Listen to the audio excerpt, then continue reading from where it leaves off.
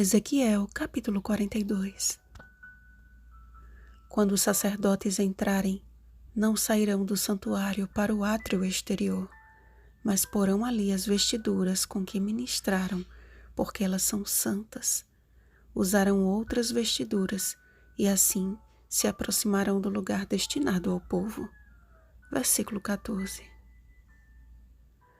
Havia no templo salas especiais em ambos os lados do santuário, como uma espécie de salas pastorais, a fim de servir de apoio aos sacerdotes.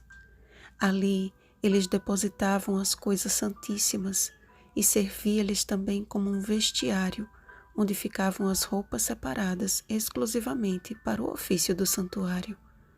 Todas as vezes que os sacerdotes iam ao lugar destinado ao povo, suas vestes sagradas eram veladas nas câmaras santas, de modo que no meio da congregação os sacerdotes eram reconhecidos por sua função e não por uma aparência superior ou privilegiada.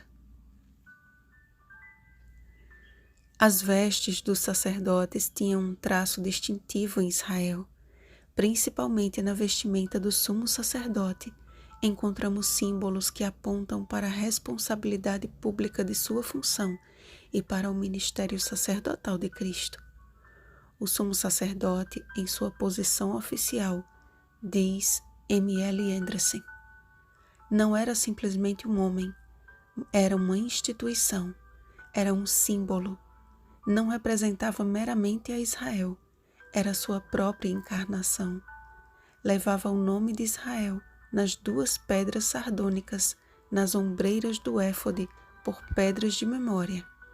Levava-as nas 12 pedras preciosas, no peitoral do juízo sobre o seu coração.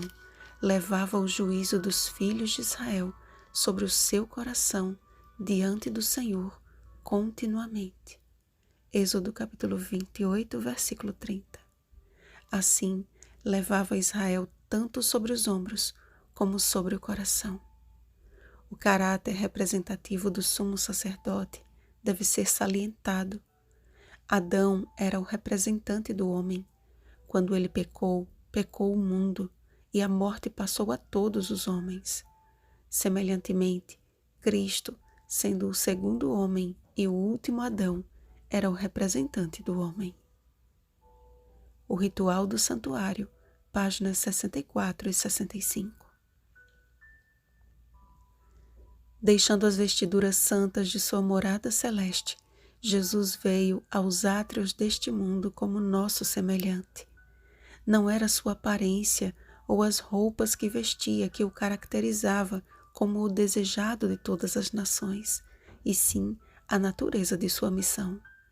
Era do lugar destinado ao povo que irradiava a luz de suas palavras, iluminando a todos quantos a ele se achegavam com a santa convicção de que estavam perante o seu Redentor. As madrugadas eram as câmaras santas de seu encontro com o Pai, e os montes e jardins, o lugar santo de sua comunhão diária com ele. Jesus, porém, não saía dali a fim de fazer notória a sua santidade, mas buscava conquistar a afeição dos pecadores, apontando-lhes o caminho através de sua submissão ao Pai, vestindo o incorruptível trajo de um espírito manso e tranquilo, que é de grande valor diante de Deus. 1 Pedro capítulo 3, versículo 4. Hoje, conforme a profecia, Jesus atua como nosso sumo sacerdote no lugar santíssimo do santuário celestial, Hebreus capítulo 8, versículos 1 e 2, de onde em breve sairá para buscar a todos quantos amam a sua vinda. 2 Timóteo capítulo 4, versículo 8. Portanto, era dever do sumo sacerdote estabelecer o mesmo contato, aproximação e afeição com os filhos de Israel. Como líder espiritual da nação, sua missão consistia em apresentar ao povo a perspectiva futura de um Salvador que se despiria de suas vestes celestiais para se vestir da ignominiosa humanidade. Quão tremenda e sagrada é a obra de todos aqueles que se dedicam ao ministério de Deus. Aos pastores e obreiros cabe responder por seus liderados, seguindo a ordem do Mestre. Apacenta as minhas ovelhas. João capítulo 21, versículo 17. É seu dever ensinar a Igreja de Deus a fazer separação entre o santo e o profano, apontando-lhes o Salvador crucificado e ressurrecto, mas também o mesmo que breve voltará como Rei dos Reis e Senhor dos Senhores. Apocalipse capítulo 19, versículo 16.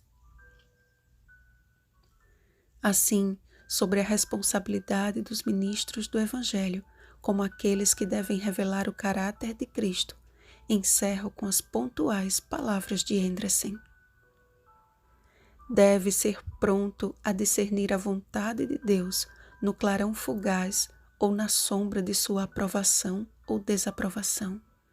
O ouro do valor e da obediência deve se achar entremeado na própria estrutura de seu caráter. No semblante, no vestuário e no coração, cumpre-lhe refletir a pureza, a paz e amor de Deus. Ele tem de ser submisso pronto a deixar que Deus faça como lhe apraz, e esquecer o próprio eu e pensar nos outros, não se eximindo a pesadas cargas. Cumpre-lhe ter de contínuo em mente que o bem-estar e a felicidade de outros dele depende, que cada ato seu, em virtude de seu caráter público e oficial, é de vasta significação.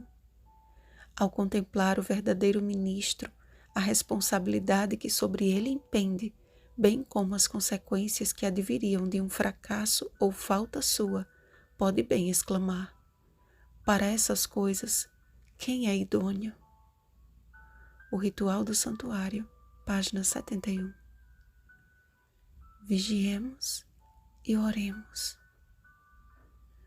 Um bom dia especial a todos os ministros do Evangelho. Rosana Garcia Barros.